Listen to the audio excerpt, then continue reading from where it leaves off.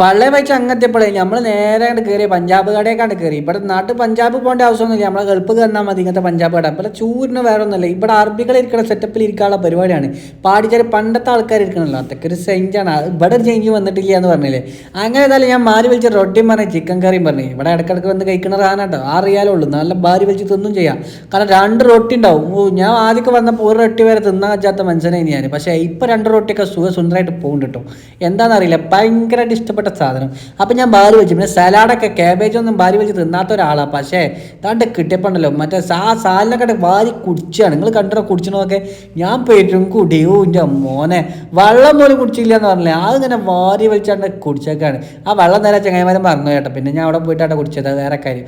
അങ്ങനെ പിന്നെയും ചപ്പാത്തി പറഞ്ഞ് സാധനം പറ്റേ വലിയ ആന ചപ്പാത്തി അല്ലേ. അങ്ങനെ അത് കഴിഞ്ഞിട്ട് പല്ലിനുള്ള എന്തെങ്കിലും കുടിക്കണമെന്ന് വിചാരിച്ചിട്ട് പല്ലിനുള്ളിൽ കുത്താൻ തുടങ്ങി. കുത്തി പല്ല് കൊഴിഞ്ഞാടുന്നല്ലാതെ പല്ലിൻ്റെ ഉള്ളിൽ നിന്ന് പോരുന്ന എനിക്കൊന്നില്ല. എന്താ ഇപ്പം കഥ നോക്കിയിട്ട്